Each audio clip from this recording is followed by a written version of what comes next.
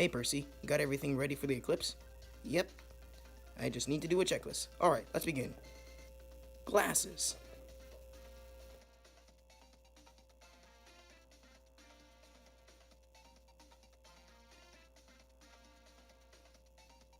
Check. I need 2 glasses.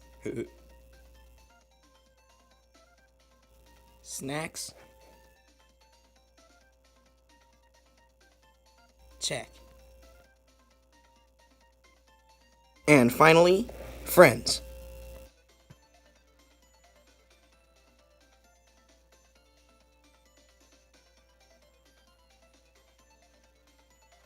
Triple check.